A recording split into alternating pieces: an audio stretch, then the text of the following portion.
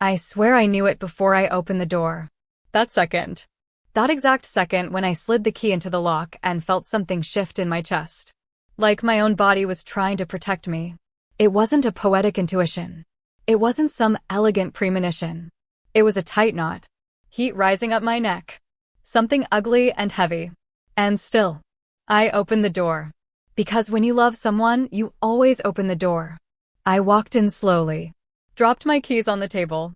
The apartment was quiet, but not the normal kind of quiet. Not the no one's home kind.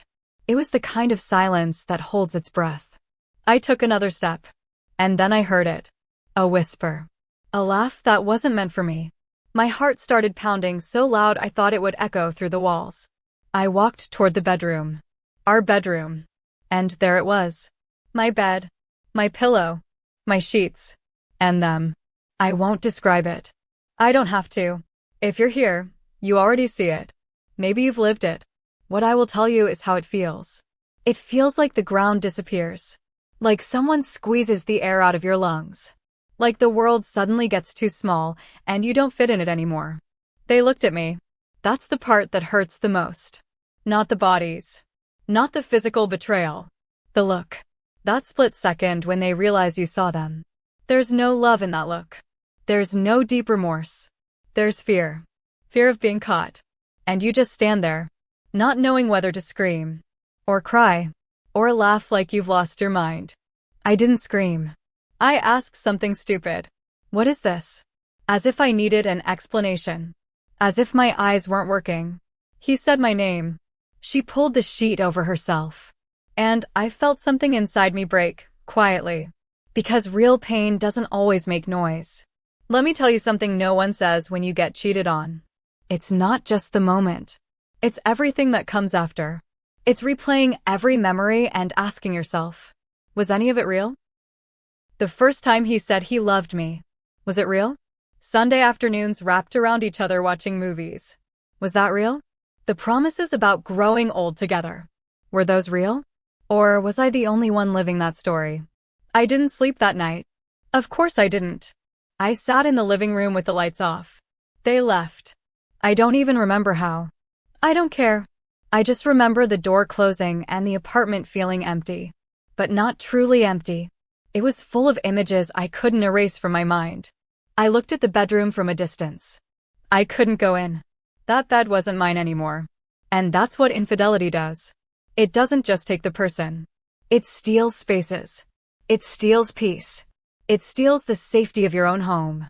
And worse, it steals your trust in yourself. Because you start asking, was I not enough? Did I stop being attractive? Did I neglect something? Did I work too much? Did I love too much? You start searching for the mistake in you. And that's the most unfair part. Because the one who betrayed you made a choice. It wasn't an accident. It wasn't a stumble. It just happened. It happened because they wanted it to happen. The days after were a blur. Anger. Sadness. This ridiculous hope that it was all some kind of nightmare. He texted me. Of course he did. I'm sorry. It was a mistake. It didn't mean anything. I love you. That phrase. It didn't mean anything. If it meant nothing, why risk everything? If it meant nothing, why in my bed? Do you know what's cruel? Part of me wanted to believe him. Because when you love someone, your heart negotiates things your dignity would never accept. He asked to talk. I agreed. We met at a cafe. The same one where we celebrated our anniversary last year. The irony. His eyes were red. Mine were empty. He said he was confused.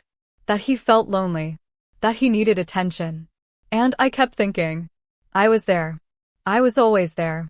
But I understood something painful that day. Some people don't cheat because they lack love. They cheat because they lack character. And that's not something you can fix for them. For weeks, I felt small. Small in front of the mirror. Small walking down the street. Small when someone said, "You look good," and I didn't believe it. Because infidelity plants a poisonous idea in your head. You're not enough. And even when you know logically that it's not true, emotionally, you swallow it. I started going through old photos. Looking for signs. A suspicious message. A shift in behavior. And I'm tired, that now sounded different. And of course, I found things. You always find them when it's too late. But let me tell you something important. It wasn't your fault for not seeing it. It was their decision to hide it. Don't confuse innocence with stupidity. Don't confuse genuine love with blindness. There was one night when I hit bottom.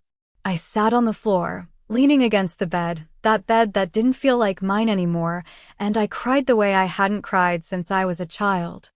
I didn't just cry for him. I cried for the version of me that believed in forever. I cried for the future I had imagined. I cried for the us that no longer existed. And there, in the middle of that pain, I realized something. Betrayal hurts. But it also reveals. It reveals how deeply you can love. How fully you can give. How bravely you can trust. That's not weakness. That's courage. The weak one was the one who needed to lie. One day, I changed the sheets. It sounds small. It wasn't. I stripped the bed. Washed everything. Moved the furniture around. Opened the windows. Let the air in. I wasn't just cleaning the room. I was reclaiming my space. Because even if someone betrays you in your own bed, your life is still yours. And no one can take that from you. Over time, the anger shifted. I didn't want revenge anymore. I didn't want explanations.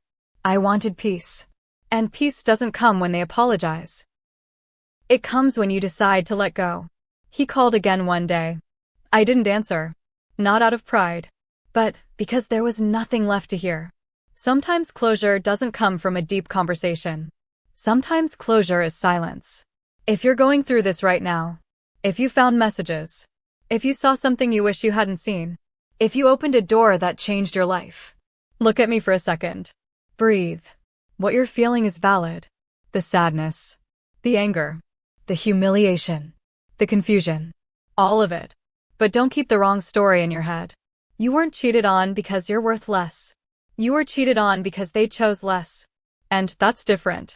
Very different. Months later, I started finding myself again. I went back to the gym. Went out with friends. Laughed without feeling guilty.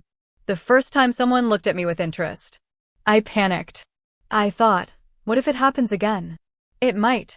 Life doesn't come with guarantees. But living in fear is letting the betrayal win twice. And I wasn't willing to do that. One day, while fixing the room, I noticed something strange. The bed didn't hurt anymore. It was just a bed. Places aren't guilty. Memories transform. And I transformed too. I became more selective. More aware. But also stronger. I learned to listen when something feels off. I learned that love isn't something you beg for. I learned that the person who wants to stay, stays. No excuses. No secrets. No hiding the phone face down. I won't lie. Sometimes I still remember the scene. Sometimes it shows up out of nowhere. But it doesn't break me anymore. Because I realized that moment wasn't the end of my story. It was the end of an illusion. And losing an illusion hurts. But it also sets you free. If you've ever thought about being unfaithful, if you've ever felt tempted, let me tell you something from the other side. It's not just an adventure. It's not just a moment. It's an earthquake in the life of someone who trusts you. It changes forever how that person will love again. It turns their bed, their safe place, into a memory of betrayal. And nothing is worth that. Nothing. If you don't love them anymore, leave. If you're confused, talk. If something feels missing, face it. But don't cheat. Because the pain you cause doesn't disappear with "I'm sorry." It stays. And even when they heal, they'll always remember how it felt. Today, I can say something with peace. I'm grateful I found out. Yes. Because I'd rather have a truth that breaks me than a lie that holds me. I'd rather cry hard once than live years being deceived. And you deserve that too. You deserve someone who doesn't make you question your worth. Who doesn't turn your home into a scene of betrayal. Who doesn't force you to rebuild yourself over something you didn't do. If you were cheated on, you're not the failure. Failure is not knowing how to love with loyalty. And you knew how to love. And that, even if it hurts right now, will one day be your greatest pride. I promise you. Because the right person won't need to be watched. They'll choose you. Even when no one is looking. And one day, that bed will just be a place to rest again. not a battlefield. And when you look back, you won't just see the betrayal. You'll see the exact moment you started respecting yourself more. And believe me, that changes everything.